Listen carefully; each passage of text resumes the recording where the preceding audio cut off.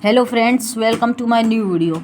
जैसा कि tools of thinking हमने कल जो है कवर कर लिया था अपनी क्लास में, आज हम करने जा रहे हैं जो है मेन कॉन्सेप्ट। उसमें उन मेन कॉन्सेप्ट कुछ पॉइंट्स हैं, उनको क्लियर करेंगे। ठीक है, पहला है परसेप्शन। परसेप्शन का मतलब होता है प्रत्यक्षण। क्या होता है परसेप्शन का मतलब? प्रत्यक्षण। इसमें क्या होता है, अनुभव के आधार पर संवेदना की व्याख्या करने की प्रक्रिया है। ठीक है, अनुभव के आधार पर जो भी हम इमोशंस की जो व्याख्या करते हैं वो एक जो है एक प्रोसेस है, उसको क्या बोलते हैं हम? प्रत्यक्षण बोलते हैं। ठीक है, तो ये किसने कही थी? ये रायबर्न ने कही थी। यहाँ लिख लेते हैं हम, रायबर्न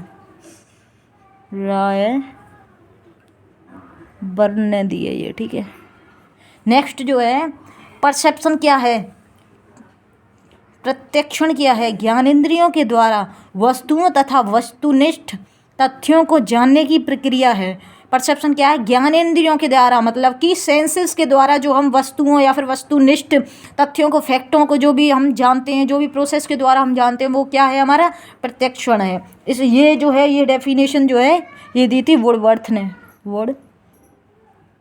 ने जो है ये डेफिनेशन दी थी। ठीक है, ये क्या है, मतलब कि इसमें जो है संवेदना का होना पाया जाता है, मतलब कि ये जो प्रोसेस है वो एक इमोशन से रिलेटेड है। ठीक है, नेक्स्ट पॉइंट हम बात करते हैं। नेक्स्ट पॉइंट है सेंसेशन। ठीक है, सेंसेशन में जो है इसको हिंदी में बोलते हैं संवेदना। तो इसमें क्या होता है, इसमें होता है ज्ञानेंद्रियों के प्रभाव से मस्तिष्क तक पहुंचने की क्रिया को सेंसेशन कहते हैं। किसके प्रभाव से? ज्ञानेंद्रियों के प्रभाव से मस्तिष्क तक पहुंचने की क्रिया को क्या बोलते हैं? सेंसेशन बोलते हैं, संवेदना बोलते हैं। आइए देखते हैं नेक्स्ट पॉइंट।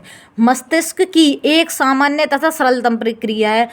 मस्तिष्क की जो ये सेंसेशन है, संवेदना है, वो कैसी प्रक्रिया है? एक सामान्य प्रक्रिया है। ठीक है, एक सरलतम प्रक्रिया है। ठीक है, और जो संवेदना होती हैं, जो इमोशंस होते हैं, वो जीव का क्या होता है? प्रारंभिक व सरल अनुभव है। जो इमोशंस हैं वो क्या होते हैं? वो नेचुरल होते हैं। ठीक है, वो हर व्यक्ति के अंदर क्या कैसे पाए जाते हैं? नेचुरल पाए जाते हैं। ठीक है, जैसे कि हमारी 5 ज्ञानेंद्रियाँ होती हैं, जैसे आँख, कान, नाक, त्वचा, ठीक है, और जिह्वा। ये हमारी जनरली 5 ज्ञानेंद्रियाँ हैं। ठीक है, पर जो मॉडर्न साइकोलॉजिस्ट है, जो मतलब कि साइकोलॉजिस्ट हैं, मतलब आधुनिक मनोवैज्ञानिकों ने जो है क्या किया है, 5 ज्ञानेंद्रियाओं को 7 ज्ञानेंद्रियाँ करके और बताया है। 7 दो कौन कौन सी हैं? पहले तो देखिए, आँख हो गई, कान हो गया, नाक, त्वचा हो गई, जिह्वा हो गई। दूसरा जो उन्होंने बताया है वो बताया है दिशा संवेदना। दिशा संवेदना का मतलब है डायरेक्शन सेंसेशन। और जो 7वां बताया है वो है संतुलन संवेदना, जिसे बोलते हैं बैलेंस सेंसेशन। ठीक है, तो इसमें ये जो है ये 7 संवेदना है। ठीक है, नेक्स्ट जो हम पॉइंट की बात करते हैं वो है सेल्फ कॉन्सेप्ट। ठीक है, तो सेल्फ कॉन्सेप्ट को हिंदी में बोलते हैं आत्म या फिर स्वयं संप्रत्यय। ठीक है, इसमें क्या होता है, इसमें व्यक्ति स्वयं के बारे में क्या करता है? स्वयं के बारे में, स्वयं की योग्यताओं के बारे में, स्वयं की क्षमताओं के बारे में, स्वयं की भावनाओं आदि, इन सब के बारे में क्या करता है? विचार करता है। अपनी स्वयं की जो है योग्यताएं हो गई, क्षमताएं हो गई, भावनाएं हो गई, मतलब स्वयं के बारे में जो है विचार करना, वो क्या है? सेल्फ कॉन्सेप्ट है। ठीक है, ये इसको कहते हैं हम सेल्फ कॉन्सेप्ट। ये देखिए, हम स्वयं के बारे में एज ए पॉजिटिव सोचते हैं या फिर नेगेटिव सोचते हैं, तो ये सब क्या हो गई, मतलब इसमें नकारात्मक और सकारात्मक भी होते हैं। ठीक है, कोई अपने बारे में कैसे सोचता है कि मैं, मतलब कि, ठीक है, तो वो सब क्या हो गए, ये पॉजिटिव और नेगेटिव बोथ कॉन्सेप्ट जो है ये आते हैं सेल्फ कॉन्सेप्ट में। ठीक है, नेक्स्ट जैसे कि कोई विद्यार्थी है, ठीक है, वो गणित में कमज़ोर है, ठीक है, और संगीत में जैसे निपुण है। ठीक है, अगर वो सोचेगा कि यार मैं संगीत में जो है अच्छा हूँ और जो मैथ में ख़राब हूँ, अगर वो अपने लिए पॉजिटिव सोचता है, चलो कोई बात नहीं, एक में तो सही हूँ। और अगर कोई ये है कि यार संगीत में अच्छा हूँ, मैथ में नहीं हूँ, तो अगर वो इस बात को एज ए नेगेटिव ले रहा है, तो वो अपने बारे में क्या कर रहा है? सेल्फ कॉन्सेप्ट कर रहा है। पॉजिटिव ले रहा है तो भी ये सेल्फ कॉन्सेप्ट है, नेगेटिव अपने बारे में सोच रहा है तो भी ये सेल्फ कॉन्सेप्ट है। ठीक है, नेक्स्ट बात कर लेते हैं, कॉन्सेप्ट क्या है? ये क्या है? संप्रत्यय। ये क्या है? तो कॉन्सेप्ट का मतलब है ये पूर्व अनुभवों पर आधारित होता है। किस पर होता है? अपने पूर्व एक्सपीरियंस। ठीक है, अपने जो पूर्व हमारे जो एक्सपीरियंस होते हैं उन पर जो है ये कॉन्सेप्ट निर्भर होता है, आधारित होता है। ठीक है, इसको हम कॉन्सेप्ट बोलते हैं। नेक्स्ट जो पॉइंट है, नेक्स्ट जो है मेमोरी। मेमोरी का मतलब है स्मृति, हिंदी में इसे बोलते हैं स्मृति। ये किसने दिया था?